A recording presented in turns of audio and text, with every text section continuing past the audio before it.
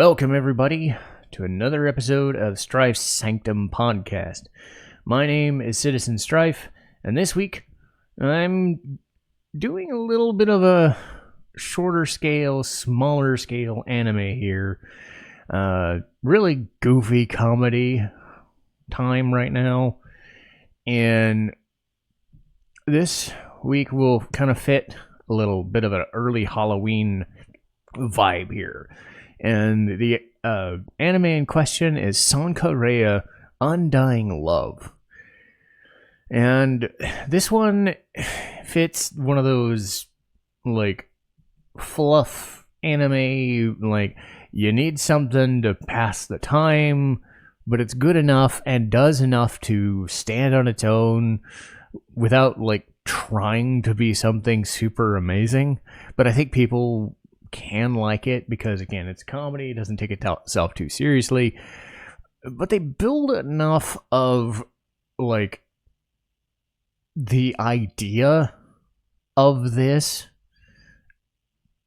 being so stupid and absurd that you kind of go with it, but then you also really detest the antagonist because it's so fucked up a reason that they're antagonists that you kind of shake and squirm a little bit, not in a gory, weird kind of way, but in the, like, we're really going here sort of way, because you see this kind of antagonist in anime sometimes, but they won't go as far with it, or they'll make allusions to it, or other things of that nature. And those were kinds of the things for what limited stuff they do with it. And this might be another one of these, like, you know, they only got like half of the manga done in the anime and whatnot. I mean, I'm going to make an episode about how please read the manga to continue the series, because that happens so fucking much.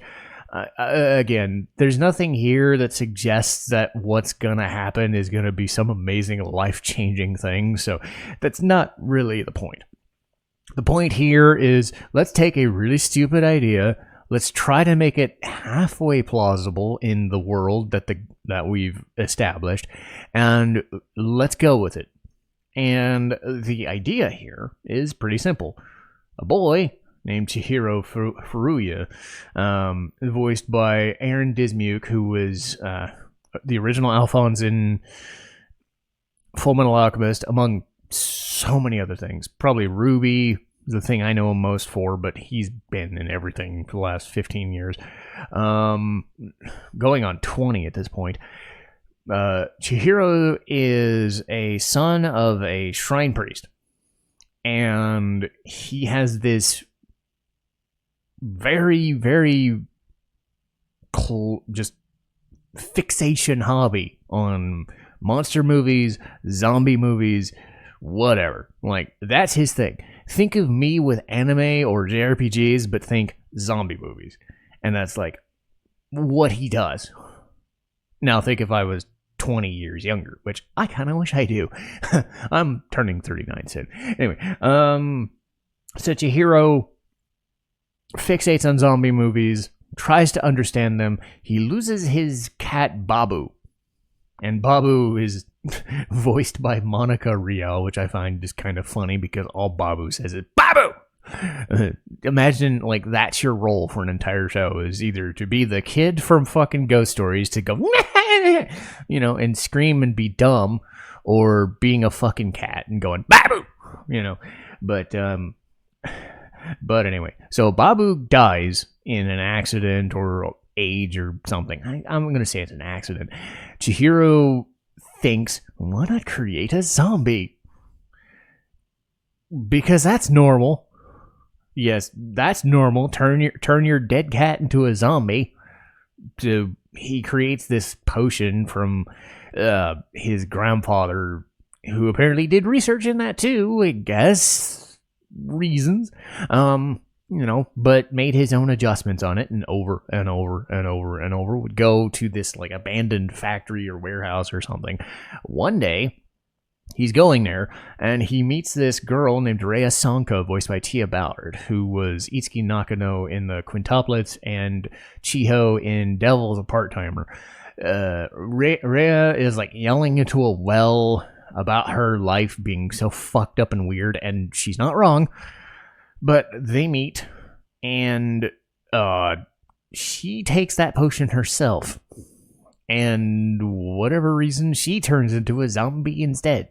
So Babu turns into a zombie. Rhea turns into a zombie. So Chihiro is in a weird lull. He's like, what the fuck do I do? Because his whole fixation with zombies turns in, what if I had a zombie girlfriend? And now you know the concept of the show. What if I had a zombie girlfriend? Not me. Main character.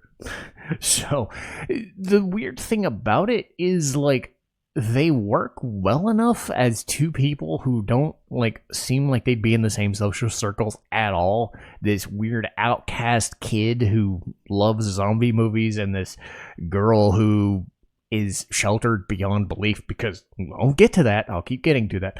But Rhea, they meet and they end up, forming a relationship, which is nice because it's like Rhea is just the nice girl. There's nothing like super amazing about her except her circumstances.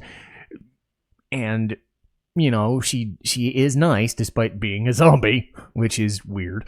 But you could actually like buy them being together in a way, because they don't like antagonize each other at all. They just kind of love at first sight kind of thing. But the show does a good job of like making it out like, okay, Chihiro has to find ways to make sure that his relationship with Rhea is somewhat okay somehow. Like, she is a runaway, so that there's that problem. So she's a runaway, and then you have to deal with the whole she's a fucking zombie thing. So keep her in a cool room, or keep a potion or some sort of like I don't know how you would describe it. Kind of like the way Gungrave pulled their shit with Brand and Heat, was you keep giving them like sustenance to maintain their form or they die, sort of thing. In that show, it was mostly like drugs and vials and other weird shit. In this, it's hydrangea leaves, which is kind of an odd thing, but I'm guessing hydrangeas are made of poison or poisonous to humans, so I guess it would make sense. I don't know enough about flowers and botany and to know what hydrangeas do, but zombies eat hydrangea leaves, and that's their sustenance, and they don't require food, and it basically keep them air conditioned and away from the sun, and they don't fucking rot. Okay, well, there you go. So that's their concept. All in a while, they get spotted by Chihiro's neighbor and his sister. So his neighbor is Ranko Soyoji, voiced by Jamie Marchi, and Ranko is the I totally like this guy, but I won't say it, big sister type, who probably would have gotten along with him and probably would have fallen for him if this Rhea situation hadn't happened, that sort of thing. And unrequited love, oh goody. But they do enough to like say that they've been friends and do things, and you find that Chihiro's not some weird fucking guy. He's actually pretty well meaning, aside from his zombie fixation. Like he will help people, and that's why she falls for him. And she helps run their family store, like a noodle shop down the road or some shit. The other family member is Meru Furuya, voiced by Felicia Angel. And I keep forgetting if it's Angel or Angel, because it's ELLE. So I'm never going to get that right. But her sister is like the younger sister, but runs the household, because the other two, the grandpa and the father, technically run things. Well, one of them has fucking dementia, so he can't run it.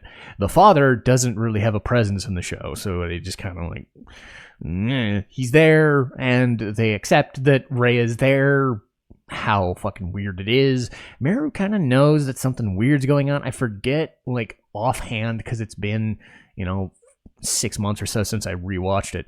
If she knows that she's a zombie, like Rhea's a zombie, I think he tells them outright, or at least alludes to it, but they accept that, okay, you're a runaway. At least they understand that part. They're a runaway, and they understand that Chihiro has to take care of her, both as a friend and as a school, a school age, a teenage girl, high school girl, all this shit. They're weirdly accepting of the whole thing. Meru's whole thing is that she's like the viewpoint character of the normal person, because Ronko is way too in your face to be, almost to the point of annoyance. But Meru is just, this is stupid. This is really stupid, but accepting. I'll do whatever. Her presence, they give her some other shit to do, but it's never like storyline related. I forget if they were going to try and turn it to a side story or spin-off manga or something where she would have been the main character, which I could totally buy, but whatever. But here we go. This is the part that makes the show either fun to watch, disturbing to watch, or both, depending on, because again, the premise alone is just stupid enough to work, but there needs to be something else to balance it, because there's not a whole lot of meat on the bones, literally, and it has to do with Rhea's father, Danichiro, voiced by David Wald. He is the main antagonist, and he schemes to get her back by any means necessary. His whole thing is that he is the well-to-do, successful entrepreneur, silver spoon, I have everything in my world. This is my world. He is the Vince McMahon. Literally and figuratively. That's the best way I would describe it. He is the immensely wealthy, immensely powerful, immensely whatever person in the story. And the Vince McMahon comparison kind of makes sense when you think about it, because his whole thing, and part of the reason that Rhea left, in fact, the entire reason, is that there's a room in his mansion where he has pictures of Rhea as she's growing up. He takes pictures of his daughter in a room as she's growing up. Whether it's every year, every 3 to 6 months, every month, I don't fucking know.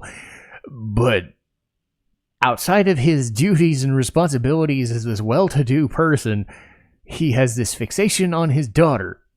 And whether it's some weird thing about his wife passing away, or just him being fucking weird, he wants Rhea back because he keeps her under his thumb.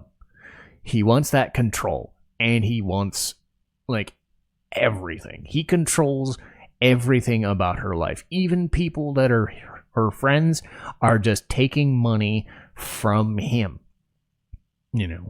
And her entire life has practically been a lie. She cannot do anything for herself. So it's that, obvious story of breaking free of my parents' control. But in this situation, it goes deeper because of the weird fucking context. And then you add in the stepmother, which, oh my god. Arya Sanka is voiced by Lydia Mackey, Madam Red from Black Butler. She doesn't show up much, but she's a slovenly, drunkish,